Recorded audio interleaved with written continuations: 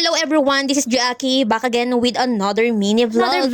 Another series naman ng buhay namin neto. Hala hindi. Wala nga muna tayong deliver ngayon dahil nga tayo ay ninbitahan. Paano ba pag sinabing libre? Di go. Hala hindi. Pero bago nga ang lahat, susunduin nga muna namin si Olivia dito nga sa kanilang bahay. Nagkataon nga naman na ngayong araw na to ay strike nga kaya mahihirapan talaga siyang makasakay. Dito nga ipalingon-lingon nga muna kami ni Aki kung may dadaan na dahil kung susunduin nga namin siya ay hanggang dito lang sa may kanto. Dahil hindi nga aare na tatlo kami sa isang motor. Alam niyo naman kadalasan talaga ay may huli nga doon sa bandang lalakay. Naman ito nga sabi ko nga kay Aki, sunduin natin si Olivia sa bahay nila tapos ibaba nga sa may kanto. Uy, ano daw? Eri na nga kami para sunduin nga dito siya. Dito nga, pababa nga namin ng kanto ay may isang jeep na dumaan kaya naman pinara na din namin para makasakay na nga si Olive. Dahil dito nga sa Pansol gaganapin. Medyo ipapas forward natin ng kaunti dahil nga meron nga kami nakasalubong na aksidente. Yan naman nagkaroon nga ng traffic dahil nga doon. Eri na nga si Olive at nauna na nga siya bumaba sa amin. Dahil yung jeep na sinakyan niya ay nauna nang umalis sa amin. Yun lang talaga niya na-realize na nagbablog pala ako. Di mo alam, kanina ka pa trending. Dito nga ikinukontak ko na si Sir Arjen dahil susunduin nga niya kami sa may kanto. Dahil nga yung papasok ay hindi na nga namin alam. Alam niyo naman, dito sa may Pansol talaga namang marami ditong pool. Dito nga itumigil nga kami dahil bibili nga sila ng soft drinks tsaka alak. Yan naman yung mata ko nagha-heart na naman. Hala fast hindi. Forward na nga natin na naman dahil nga hahaba na naman. Magrereklamo na naman kayo. Hala hindi. Ito na nga kami sa pinaka-venue. Dahil nga dito ay nauna na nga pumasok sila Kuya Arjen. Alam naman kami pa yung manguna. Bisita lang din naman kami. Hala hindi. Ginigil nyo na naman ako. Dito nga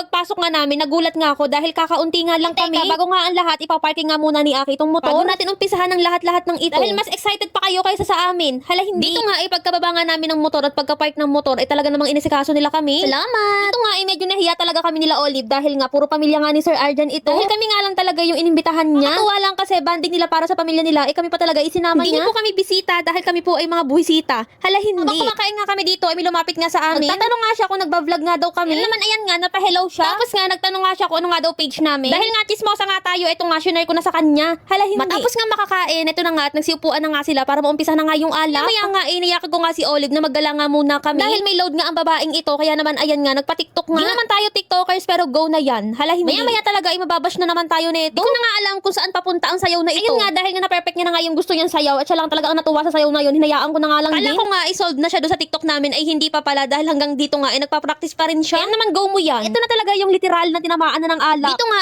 pagpasensyahan nyo na talaga naman kailangan ko tong i-mute at baka nga tayo copyright. Kaya naman hulaan nyo na lang kung anong tugtog ito. At kayo na lang din ang mag-adjust. Hala hindi. Sa pagkakaalam ko nga ayan ay budot. Di rin namin inaasahan na kami nga may iimbita rin ni Sir Arjen dito. Medyo nanibago nga ako dito dahil nga kakaunti nga lang din kami. Akala nyo nga dyan tapos na nga yung pag-iinom pero hindi. Hindi habang nagsasayaw nga sila dyan tumatagay pa din. Dito nga iniyakan ko muna si Olive tsaka si Aki na magbabad nga sa pool. At para nga makaiwas nga din sa pagtagay. Dahil nga ako nga medyo tinatamaan na nga. Dahil alam niyo naman ang kahinaan ko talaga ay emperador. Yun talagang inumin namin talaga nang mabilis akong malasing. Di yan nga medyo makulit na nga ako kaya naman sabi nga ni Aki tama na nga daw yung tagay. Dito pala itinawagan pala ni Aki si Angelica. Dahil nga sabi nga sa akin ni Aki birthday nga na daw nito kinabukasan. Ito na nga celebrate na namin yung birthday mo. Hala hindi. Nakikidayo lang pala kami. Dito nga iniyakan ko nga si Aki na magbabad nga din. Yan lang kahit anong ang pilit ko ay ayaw nga niya. Hinayaan ko na nga lang din chat sabi ko nga bantayan nga yung cellphone ko tsaka yung salamin ko doon. Maya nga sabi nga ni Aki umahon na nga daw kami at makapagbihis na. Dahil nga 2 AM na mga oras na yan. Baka naman pwedeng maka-request sa inyo na isang comment lang kung tiga saan kayo at saan nga nakaabot itong aming video. Ngayon pa nga lang nagpapasalamat lang ako sa lahat ng sumusuporta sa amin. O paano ba yun hanggang dito na lang. See you next vlog. Bye!